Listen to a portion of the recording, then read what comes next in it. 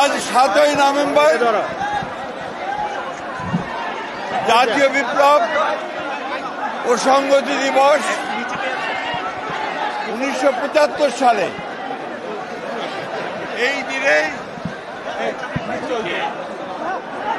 বাংলাদেশের দেশপ্রেমিক সৈনিক এবং দেশপ্রেমিক মানুষ ঐক্যবদ্ধভাবে আধিপত্যবাদের চক্রান্তকে বঞ্চল করে দেয় এবং এই দেশের সবচেয়ে জনপ্রিয় এবং মহানায়ক, রাষ্ট্রনায়ক, স্বাধীনতার ঘোষক শহীদ প্রেসিডেন্ট জিয়াউর রহমান বীর উত্তমকে গৃহবন্দী থেকে উদ্ধার করে নিয়ে এসে তাকে রাষ্ট্র পরিচালনার দায়িত্ব অর্পণ করা হয়।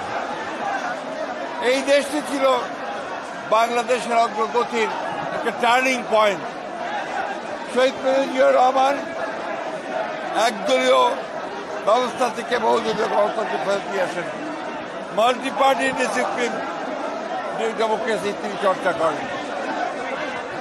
তিনি সংবাদপত্রের স্বাধীনতা দেন, বিচার বিভাগের স্বাধীনতাকে নিশ্চিত করেন এবং জনগণের গণতান্ত্রিক যে অধিকার, সেই অধিকারকে তিনি নিশ্চিত করার চেষ্টা করেন। তার পরিচালনার, রাষ্ট্র পরিচালনার মাত্র 4 বছর মধ্যে তিনি বাংলাদেশে একদিকে রাষ্ট্র ব্যবস্থার রাজনৈতিক ব্যবস্থা, অন্যদিকে অর্থনৈতিক ব্যবস্থার আমূল সংস্কার সাধন করেন এবং একদলীয় বাকশাল থেকে তিনি বহুদলীয় গণতন্ত্র নিয়ে আসেন এবং সংবাদপত্রের স্বাধীনতাকে তিনি নিশ্চিত করেন। সেখানে মাত্র 4টি সংবাদপত্র ছিল, সেটাকে তিনি মুক্ত করে দেন। অন্যদিকে বিচার বিভাগের স্বাধীনতাকে নিশ্চিত করেন, জুডিশিয়াল কাউন্সিল গঠন করেন এবং একই সঙ্গে অর্থনীতিতে মুক্ত বাজার অর্থনীতি চালু করেন। এই হয়েছিল শুরু বাংলাদেশের অগ্রগতি।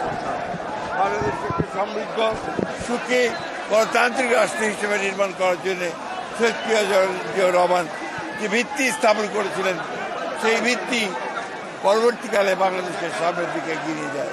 আজকে যে গার্মেন্টস, আমরা ফ্যাক্টরি থেকে আরএনজি সেক্টর থেকে যে অর্থ আমরা আয় করি, একই সঙ্গে বিদেশে আমাদের শ্রমিক ভাইয়েরা কাজ করে যে রেমিটেন্স নিয়ে আসে, তারও ভিত্তি করেছিলেন শহীদ প্রেসিডেন্ট জিয়াউর রহমান। অর্থাৎ এই খরজন্মা মহাপুরুষ তিনি বাংলাদেশের অগ্রগতির মূল ভিত্তি রচনা করে দিয়েছিলেন। সেই জন্যেই আজকের এই দিনটি শুধু বিএনপি নয়, বাংলাদেশের স্বাধীন চেতা মানুষের কাছে, গণতন্ত্রকামী মানুষের কাছে অত্যন্ত একটা গুরুত্বপূর্ণ দিন। আজকে যখন বাংলাদেশে বিভিন্ন রকম এই গণঅভ্যুত্থানের পরে যখন বিভিন্ন রকমভাবে একটা প্রচেষ্টা চক্রান্ত চলছে যে গণতন্ত্রকে আবার ধ্বংস করার জন্য, সেই মুহূর্তে এই 7ই নভেম্বর বিপ্লব ও সংহতি দিবস আমাদেরকে সেই পথেই যেতে অনুপ্রাণিত করে, যে পথে সত্যিকার অর্থেই আমরা বাংলাদেশে গণতান্ত্রিক রাষ্ট্র নির্মাণ করতে পারবো, একটা সমৃদ্ধ রাষ্ট্র নির্মাণ করতে পারবো, জনগণের ভোটের অধিকারকে নিশ্চিত করতে পারবো, বিচারের অধিকারকে নিশ্চিত করতে পারবো। সেই লক্ষ্যেই বাংলাদেশ এগিয়ে যাবে, বিএনপি এগিয়ে যাবে, আমরা সেই লক্ষ্যেই কাজ করে যাচ্ছি।